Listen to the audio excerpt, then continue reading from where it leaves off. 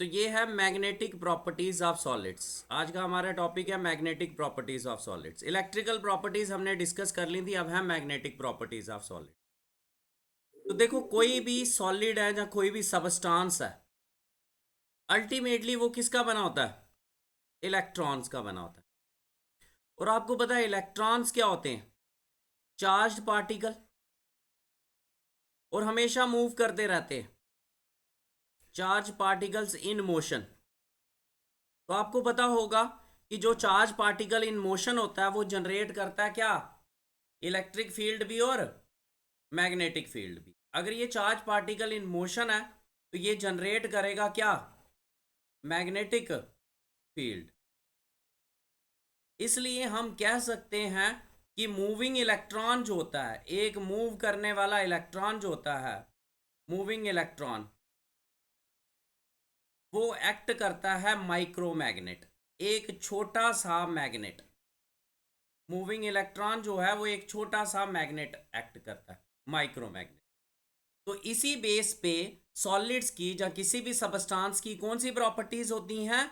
Magnetic properties होती। आपको पता होगा कि इलेक्ट्रॉन के दो टाइप के मोशन होते हैं, याद है आपको? एक तो इलेक्ट्रॉन अराउंड द न्यूक्लियस घूमता है, न्यूक्लियस के इर्द गिर्द घूमता है, उस मोशन को बोलते हैं ऑर्बिटल मोशन। और दूसरा कैसे घूमता है इलेक्ट्रॉन? अपनी एक्सिस पे घूमता है, उसको बोलते हैं स्पिन मोशन। कौन सा motion?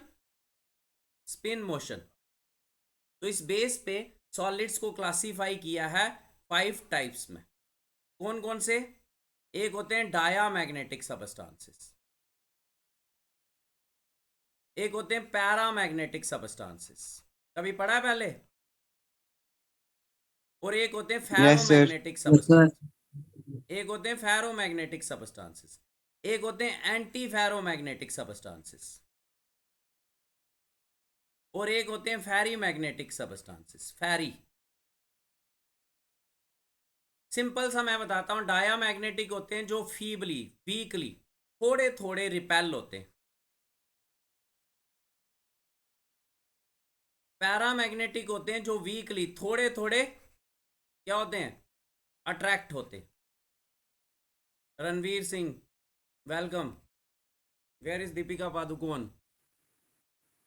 Good evening sir. Good evening. Next is ferromagnetic. Ferromagnetic क्या होते हैं? जो स्ट्रांगली अट्रैक्ट होते हैं।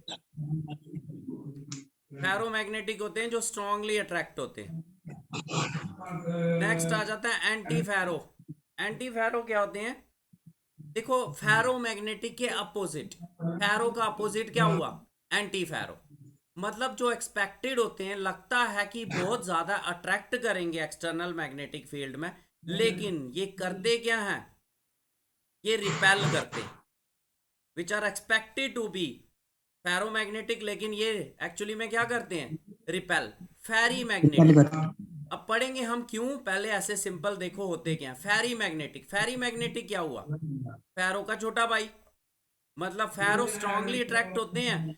ये फेरो, फेरी जैसे जो बड़ा भाई है, जो गौरव का सौरभ, तो वो अच्छा है, इंटेलिजेंट है, तो लगता है गौरव भी वैसा होगा, लेकिन एक्चुअली गौरव उसका छोटा भाई ही है। छोटा ही रहा, कम ही अट्रैक्ट है, कम ही पढ़ता उड़ता है। तो वैसे ही फैरो और फैरी हो गए। फैरो हो गए जो स्ट्रांगली अट्रैक्ट होंगे। फैरी होगा, हमें एक्सपेक्टेड होगा कि ये उससे भी टॉप क्लास होंगे, लेकिन ये एक्चुअली क्या होते हैं? वीकली अट्रैक्ट होते हैं। ऐसा क्यों होता है, क्या होता है, वो हम अभी देखते हैं। तो क्या होते हैं डायामैग्नेटिक? मैग्नेटिक सबस्टांसेस 5 टाइप्स में क्लासिफाइड है। मैग्नेटिक्स प्रॉपर्टीज हम ऑफ सॉलिड डिस्कस कर रहे हैं। डायामैग्नेटिक जो वीकली रिपेल होते हैं, पैरामैग्नेटिक जो वीकली अट्रैक्ट होते हैं, फेरोमैग्नेटिक जो स्ट्रांगली अट्रैक्ट होते हैं, एंटी फेरोमैग्नेटिक जो एक्सपेक्टेड होते हैं फेरो की तरह स्ट्रांगली अट्रैक्ट होंगे, लेकिन एक्चुअली में रिपेल होते हैं। फेरी मैग्नेटिक जो एक्सपेक्टेड होते हैं कि फेरो की तरह स्ट्रांगली अट्रैक्ट होंगे, लेकिन एक्चुअली वीकली अट्रैक्ट होते हैं। तो ऐसा क्यों, देखते हैं बारी बारी से। फर्स्ट आ जाते हैं डायामैग्नेटिक सबस्टांसेस। क्या होते हैं डायामैग्नेटिक सबस्टांसेस? जो क्या करते हैं? वीकली रिपेल होते हैं। तो आपने पीछे पढ़ा ना कि इलेक्ट्रॉन, जो एक इलेक्ट्रॉन होता है वो एक छोटे मैग्नेट की तरह बिहेव करता है। तो डायामैग्नेटिक सबस्टांस होते हैं जिनमें कोई भी अनपेयर्ड इलेक्ट्रॉन नहीं होता, एब्सेंस ऑफ अनपेयर्ड इलेक्ट्रॉन, कोई भी अनपेयर्ड इलेक्ट्रॉन नहीं होता, वो होते हैं कौन से सबस्टांसेस? डायामैग्नेटिक। ऐसे अगर ये हमने डी ऑर्बिटल बना दिया 3 4 5, इसमें कोई भी अनपेयर नहीं होगा, सारे पेयर्ड होंगे, सारे पेयर्ड। ठीक है, एग्जाम्पल के लिए इसकी जैसे कॉन्फ़िगरेशन कॉपर की देखो फुली फिल्ड होता है, सिल्वर की देखो वो भी फुली फिल्ड, गोल्ड की देखो जिंक आ जाए, कैडमियम आ जाए, मरकरी आ जाए, ये क्या होते हैं? Diamagnetic substances. समझ आ गए डाया मैग्नेटिक? ठीक है सर। वीकली रिपेल होते हैं क्योंकि इनमें अनपेयर्ड इलेक्ट्रॉन कोई भी नहीं होता। जैसे ये फिगर बना ली और एग्जांपल्स दे दी। पैरामैग्नेटिक, पैरामैग्नेटिक सबस्टांसेस क्या होते हैं? जो वीकली क्या होते हैं? वीकली अट्रैक्ट होते हैं। अट्रैक्ट होते हैं। अट्रैक्ट क्यों? क्योंकि इनमें अनपेयर्ड इलेक्ट्रॉन प्रेजेंट होते होते हैं, हैं। Presence of unpaired electron. आप ये भी कह सकते हो कि मैग्नेटिक मूवमेंट जो होता है, मैग्नेटिक मूवमेंट डायामैग्नेटिक का कितना होता है? 0। और इनका मैग्नेटिक मूवमेंट नॉन जीरो होता है, स्मॉल होता है लेकिन नॉन जीरो होता है। इसकी एग्जांपल्स कौन कौन सी आ जाती हैं? इसकी एग्जांपल कोई भी एलिमेंट ले लो आप जिसमें अनपेयर्ड इलेक्ट्रॉन हो, जैसे सोडियम ले लें, सिंपल सोडियम, उसमें एक अनपेयर्ड इलेक्ट्रॉन होता है। इसी तरह से टाइटेनियम ले लो, वेनेडियम ले लो, ये आगे पैरामैग्नेटिक। नेक्स्ट आ जाता है फेरोमैग्नेटिक। फेरोमैग्नेटिक क्या होते हैं? फेरोमैग्नेटिक जो जो स्ट्रांगली स्ट्रॉन्गली अट्रैक्ट अट्रैक्ट होते हैं, होते हैं। जो स्ट्रांगली अट्रैक्ट होते हैं, किसकी वजह से? Due to the presence of unpaired electrons in the form of domains. Unpaired electrons होते हैं डोमेन्स की फॉर्म में, मतलब कहने का कि बहुत सारे अनपेयर्ड इलेक्ट्रॉन्स होते हैं, बहुत सारे अनपेयर्ड इलेक्ट्रॉन, 1 2 3 फिर आगे 4, ये इस टाइप के अनपेयर्ड इलेक्ट्रॉन्स बहुत सारे हैं। तो ये हो गए कौन से? फेरोमैग्नेटिक। इसकी एग्जांपल्स बहुत इंपॉर्टेंट है, आयरन, कोबाल्ट, निकल, फीकोनी और आलनिको, एल्यूमिनियम, निकल और कोबाल्ट का एलॉय। और एक ऑक्साइड भी है, ये भी याद करना है, CrO2। ये फेरोमैग्नेटिक। इनका मैग्नेटिक मोमेंट क्या होता है? Very high. समझ आ गई? नेक्स्ट आ जाता है एंटी फेरोमैग्नेटिक। क्या होते हैं एंटी फेरोमैग्नेटिक? जो एक्सपेक्टेड जो होते रिपेल हैं होते कि हैं। फेरोमैग्नेटिक की तरह बहुत ही अट्रैक्ट होंगे एक्सटर्नल मैग्नेटिक फील्ड में, बट एक्चुअली इनका मैग्नेटिक मोमेंट कितना होता है? 0 होता है। ऐसा क्यों? क्योंकि इनमें अनपेयर्ड इलेक्ट्रॉन्स होते हैं। देखना, अनपेयर्ड इलेक्ट्रॉन होते हैं, एक यहां पे आ गया, एक यहां पे आ गया, लेकिन जो अनपेयर्ड इलेक्ट्रॉन्स होते हैं वो इक्वल एंड अपोजिट हो जाते हैं। एक ऊपर चले जाता है, एक नीचे चले जाता है, जिससे ये दोनों एक दूसरे के मोमेंट को कैंसिल कर देंगे, ये एक दूसरे के मोमेंट को कैंसिल कर देंगे। ये आगे एंटी फेरोमैग्नेटिक।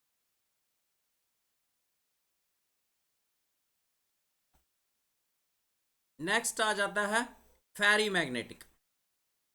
फेरी मैग्नेटिक क्या होता है? जो एक्सपेक्टेड होते हैं कि क्या होंगे? हाईली अट्रैक्ट मैग्नेटिक होंगे, लेकिन इनमें इनमें मैग्नेटिक मोमेंट लो होता है। ऐसा क्यों? अनपेयर्ड इलेक्ट्रॉन होते हैं इसमें, अनपेयर्ड इलेक्ट्रॉन होते हैं, लेकिन अनइक्वल एंड अपोजिट। ये और ये एक दूसरे को क्या कर देंगे? कैंसल। ये और ये एक दूसरे को क्या कर देंगे? कैंसल। लेकिन इसकी वजह से थोड़ा बहुत मैग्नेटिज्म आएगा। समझ आ गई? क्लियर हो गया? ये कैंसल, ये कैंसल, यस लेकिन सर। ये बच गया थोड़ा सा। एग्जाम्पल इसकी इसकी एग्जाम्पल है MFE2O4। एम क्या हो सकता है? कॉपर हो सकता है, कॉपर लिख सकते हो इसकी जगह। Mg लिख सकते हो, जिंक लिख सकते हो। ये इनको बोलते हैं फेराइट्स। जिनमें लास्ट में Fe2O3 बचे, Fe2O4 बचे, ये हैं फेरी मैग्नेटिक। तो ये हमारा आज का टॉपिक था, बाकी हम देखते हैं। तो देख लें यहाँ पे जो हमने पढ़ा कि हर एक सबस्टांस अल्टीमेटली बना है एटम का, जिसमें इलेक्ट्रॉन होते हैं, जो चार्ज पार्टिकल है, जिसमें दो टाइप के मोशन होते हैं। कौन कौन सा? ऑर्बिटल और स्पिन मोशन। तो आपको पता है ये चार्ज पार्टिकल इन मोशन आ गया तो क्या जनरेट करेगा? ये magnetism, and generate suitable magnetism and thus possess magnetic properties. On the basis of magnetic properties substance को क्लासीफाई किया 5 टाइप्स में। फर्स्ट आ जाता है पैरामैग्नेटिक। पैरामैग्नेटिक क्या होते हैं? जो फीबली अट्रैक्ट होते हैं, थोड़े बहुत अट्रैक्ट होते हैं, सम अनपेयर्ड इलेक्ट्रॉन्स दिखाया यहाँ पे। अब देखो आपने याद क्या करना है, इट्स कॉमन एग्जाम्पल्स कौन कौन सी आ जाती हैं पैरामैग्नेटिक की? जैसे कॉपर आ गया, सिल्वर आ गया, गोल्ड आ गया। नेक्स्ट आ जाता है TiO2, Ti2O3। यहां पे आप लिख लो कॉपर सिल्वर गोल्ड को छोड़ दो। टाइटेनियम आ गया, वेनेडियम आ गया, इसके ऑक्साइड आ गए, TiO2, Ti2O3, VO, VO2, CO। Diamagnetic क्या होते हैं? जो फीबली रिपेल होते हैं, अनपेयर्ड इलेक्ट्रॉन कोई भी नहीं, जैसे NaCl, benzene, zinc, cadmium, mercury और TiO3। देख लें यहाँ पे TiO3 जो है वो डायामैग्नेटिक है, बाकी Ti जो हैं वो पैरामैग्नेटिक। फेरोमैग्नेटिक क्या होते हैं? जो स्ट्रांगली अट्रैक्ट होते हैं, इसमें तो डोमेन्स की फॉर्म है, फी कोनी आलनिकोर CrO2। फेरी मैग्नेटिक क्या होते हैं? जो एक्सपेक्टेड होते हैं, हाईली मैग्नेटिक होंगे लेकिन कम होते हैं, क्योंकि इनमें, एक मिनट, यहाँ पे डायग्राम यहाँ पे उल्टी बन गई है, एक मिनट।